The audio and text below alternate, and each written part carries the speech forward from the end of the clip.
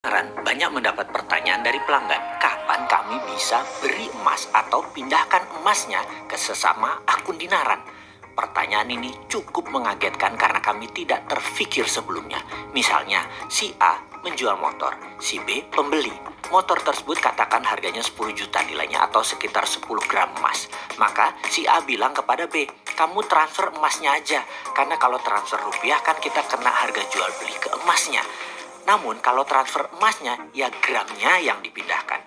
Ada biaya transfer tapi kecil, bukannya 35 ribuan selisih jual beli dalam hal jual beli emas dan rupiah tadi, tetapi hanya 5 ribu rupiah. Yang mending transfer emas atau beri emas, pindah antar akun Dinaran. Dan tim IT pun langsung geber siang malam menambah fitur tersebut. Sekarang fitur tersebut tersedia. Apapun itu, kami atas nama manajemen Dinaran mengucapkan banyak terima kasih atas ide-ide brilian dari para pelanggan. Dari Anda, sahabat Dinaran.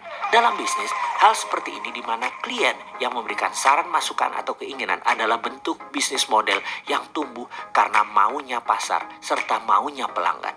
Untuk masukan dari pelanggan tersebut, di mana kami langsung action, sebenarnya kami meniru dari Google. Google menjadi besar karena Google selalu menerbitkan aplikasi beta atau fitur beta dari masukan kebutuhan pasar dan pelanggan, di mana kedepannya tumbuh bersama, diperbaiki bersama. Tidak heran, Google, nama perusahaan holdingnya adalah Alphabet, nilainya sudah mencapai 1.000 billion dolar atau 7 kali APBN Indonesia. Saya mengidolakan manajemen ala Google ini setelah di tahun 2012 saya berkunjung ke markas Google di Southeast Asia di Singapura, di mana saya mendapatkan pencerahan dari para Googlers. Googlers adalah sebutan para awak Google mengenai bisnis model dan corporate culture Google yang selama ini hanya saya baca dari buku-buku mengenai Google.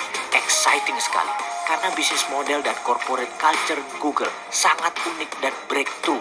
Berbeda sama sekali dengan perusahaan konvensional yang selama ini saya kenal dari buku-buku tax management dan dari kelolaan perusahaan. Sahabat-sahabat saya, salah satu yang dilakukan Google adalah never stop improving. Selalu menginvolve customer. Hampir semua produk yang dibikin Google meluncur dengan label beta.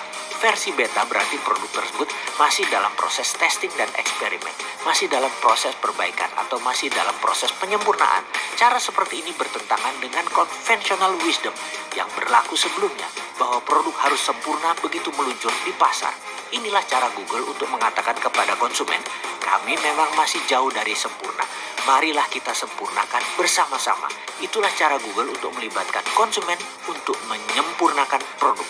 Harus diingat, konsumenlah yang paling tahu apa kebutuhannya. Karena itulah konsumenlah yang paling layak menyempurnakan produk yang dibutuhkannya. Lalu, dalam pengoperasian organisasi berbeda dari kebanyakan perusahaan konvensional yang bersifat vertikal, Google unik dan revolusioner karena menggunakan pendekatan dan logika bisnis yang horizontal. Horizontal ini bukan directed otoritatif, tetapi kolektif permisif. Tanpa malu, Dinaran memirror Google demi pelanggan mendapatkan apa yang mereka impikan. Dengan mengatakan, produk kita memang masih jauh dari sempurna. Marilah kita sempurnakan bersama-sama. Terima kasih para pelanggan Dinaran.